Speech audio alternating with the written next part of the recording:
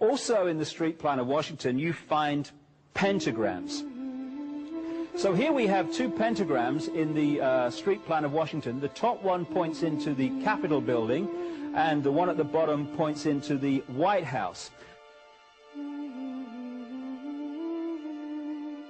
This is a political building, so we're told. In fact, it's a temple to a secret society, built by the Freemasons to a specific design, Congress.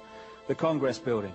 Where did it get its name from? Capitol Hill, from a sacred place of the Roman Brotherhood going way back called Capitoline Hill. And when Madeleine Albright, high priestess of this brotherhood, became Secretary of State, and she went across on her first overseas visit to Europe, she actually went to Rome and made an official visit, what for her would have been a pilgrimage to Capitoline Hill in Rome, and that's where we get Capitol Hill from. This is George Washington. In the last century, they decided they didn't have a decent statue of George, so instead of getting an American to produce one, they ordered it from Italy, from Florence.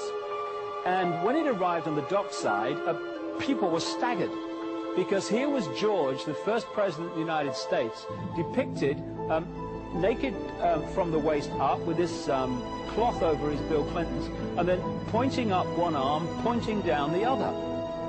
What's going on? Unless you realize where these people are coming from, it's inexplicable. Well, if you just hold that in your mind, arm up, arm down, naked from the waist up, and then Bill Clinton's covered in a piece of cloth, well, this is where it's coming from. This is the ancient depiction of the compilation of the negative force symbol that the Templars worshipped, or the high-level Templars worshipped anyway, called Baphomet. And this is why that they depicted George Washington in that way.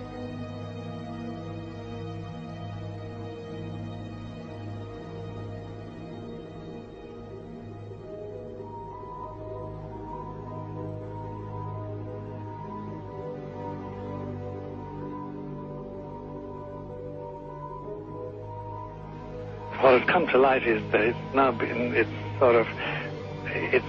is not so surprising for a lot of people that there are covens amongst the very educated class, architects, doctors, lawyers, priests, brokers, and the leisure class.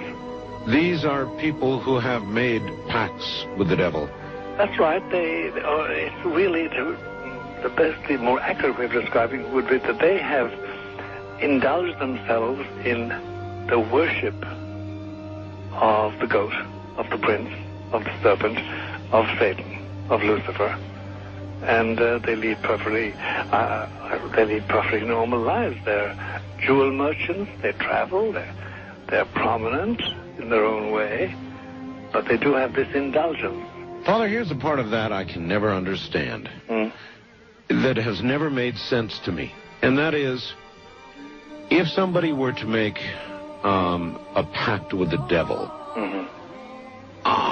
then obviously the implication is if the devil is there to make a pact with them, to make a deal, to make their life, this short mortal life on earth, pleasurable, with money or women or travel. More interesting. Or more interesting, whatever it is they want. Yes. Then they are aware of the presence of the devil, and they are obviously aware then of the presence of God as well, and they nevertheless make a conscious, stupid, short-term, blind choice to take what they can get in this lifetime. And to embrace one, you must embrace the other. It's not like it's some wishy-washy person. I know you do.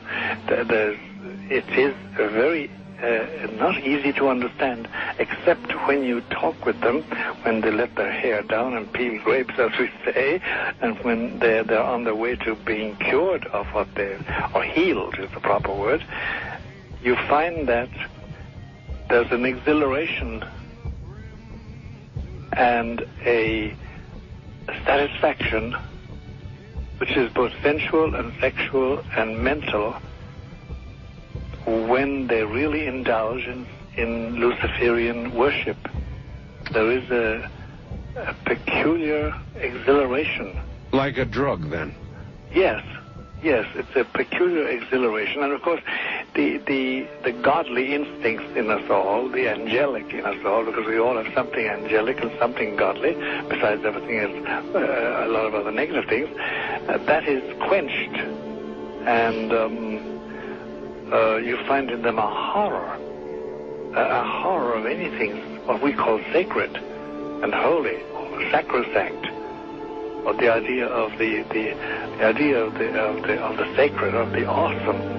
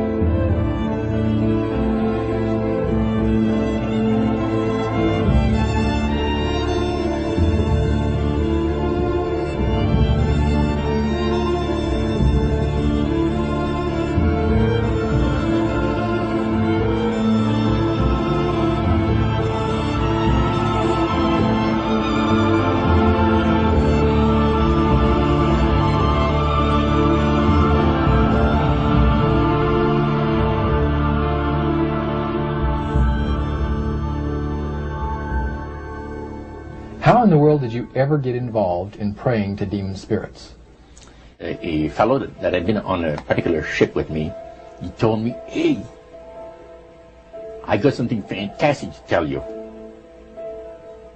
He said, "I am affiliated with people that speak with the spirits of the dead.